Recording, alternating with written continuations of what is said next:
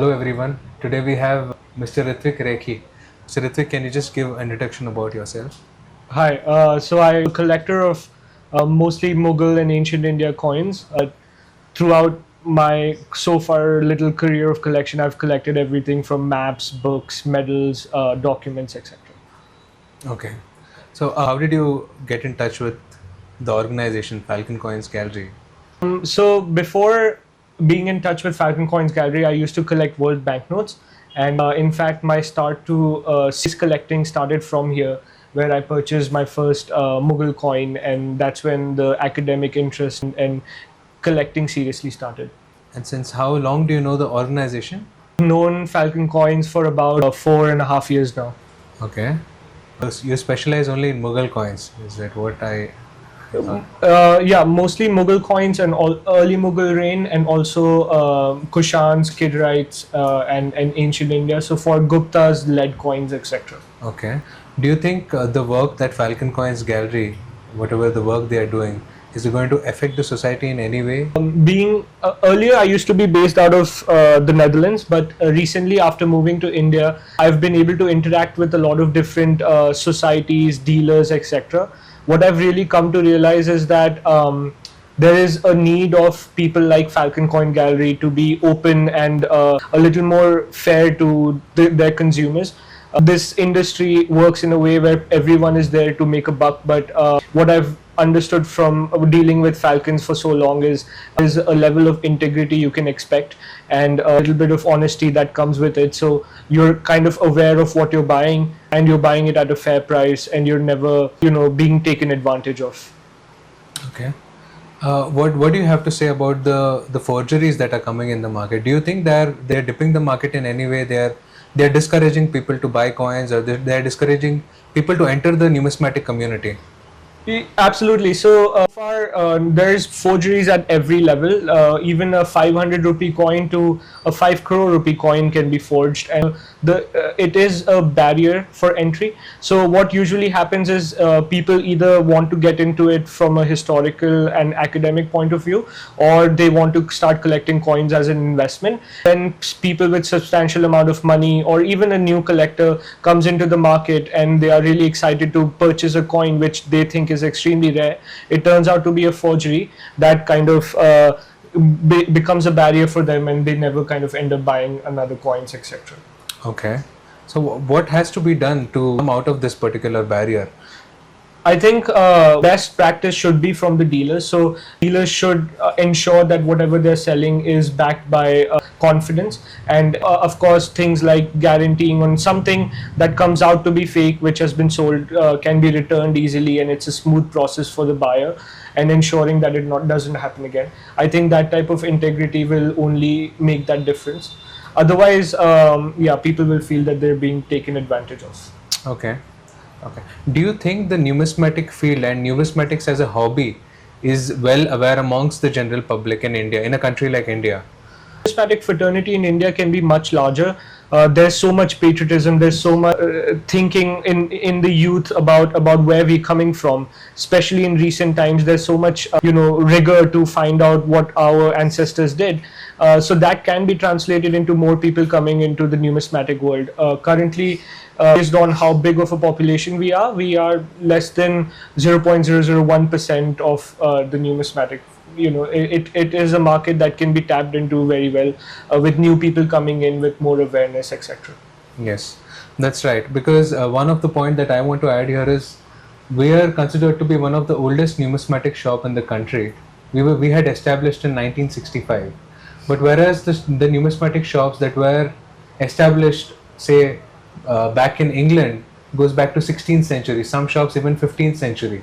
So the hobby is relatively new to our country, where people are just getting aware about the numismatic as a subject and as a hobby. So one more thing that I noticed was amongst our numismatic community, the best of the best experts, let it be Dr. Shailendra Bhandare or Mr. Jan Lingan or say Shivli Kumar Gupta or Heinz Baun, all these experts, we see that most of these experts are from outside the country. Why is that we are not able to come up with experts? Even a person like Wilfred Piper, who has written a tremendous book on ancient Indian coins, They're all situated outside. Why is that we are not able to or incompetent to come up with a collectors of that level of category and that level of dedication towards a particular subject? Right. So this is actually the same for not just numismatics, but fallerists or people who are into stamps.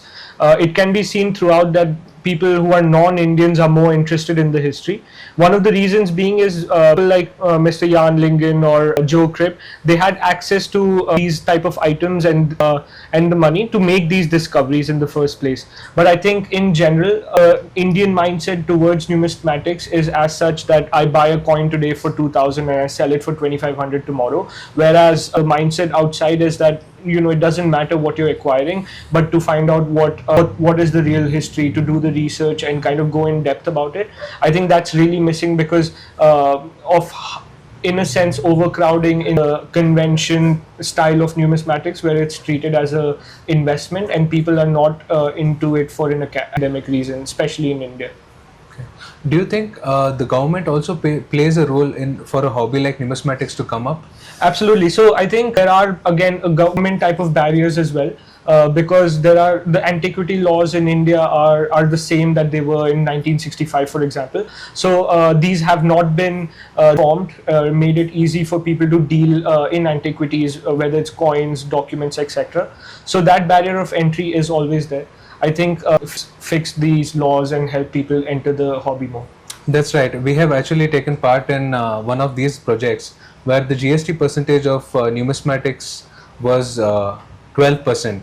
But then we requested the government, the team of numismatic dealers formed a group, and we requested the government, the GST council, to downgrade the GST amount from 12% to 5%. We had actually approached them to make GST as 0%, but they have agreed to give a GST of 5%, which is a big achievement, what I can say. So I think things like that will only bring more people in, because, and again, that also involves a lot of trust within the dealers and coming together as a whole, requesting something. I think it will only come in with more time and more people getting involved into the hobby. Right. So, Mr. Ritvik, do you see the numismatic hobby and the community of numismatics coming up in the country, and what do you think is the future of numismatics?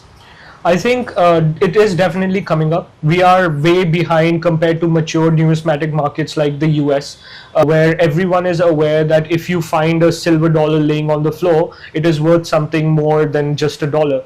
But in India, we have an habit of just people are not aware in general. So what usually happens is if these coins are found in mud in villages, they are melted immediately or they are sold for to people who will then export it outside of India.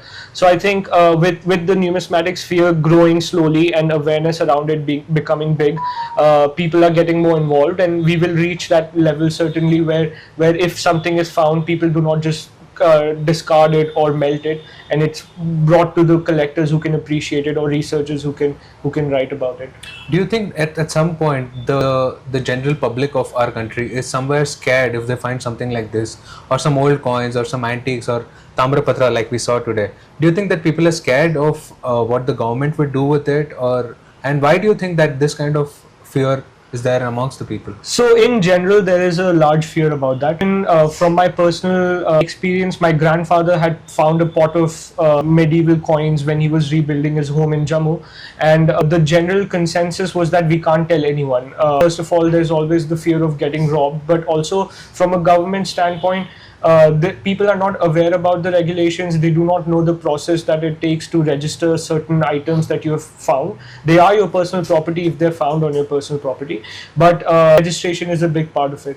Now, understanding their perspective, towards registration and this general fear that ASI will come and take your stuff, is from their perspective is none of that. They just want to record data. They want to make sure that your object or your coins are available to public in case of research, and it kind of adds to the wealth of history. But from general public perspective, yes, there is that fear, and it will only be taken over when you have ASI and people like yourself kind of do these awareness campaigns, talk more about how a process works, what a person has to go through if they find something or if they purchase something of value, and how can they trade or how can they freely have it at their home. Okay. Last question of all, Mr. Ritvik. Like you're a youngster, he is not even 25. So we can get his point of view. And what do you think that people of your age group or probably younger should know about the numismatic community, and what is your message to them?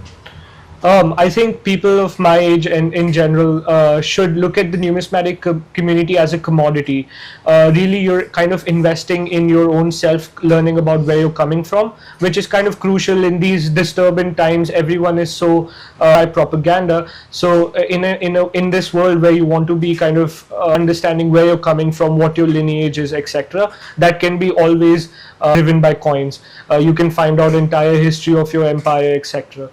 The other point of view, as a commodity, you buy coins, they will definitely appreciate as the market has been going on. And as it has been a privilege to be here today, because I got to interact with a lot of the ASI directors here, and how they can add on to that. They are not just an investment, but they help you, teach you about your heritage, etc. So involvement into history, and then also as a commodity, you can see it as an investment. So we had a great time with you, Mr. Ritvik. Thank you very much for Thank you. coming in today. Thank you. Thank Thank you. you, Hardik.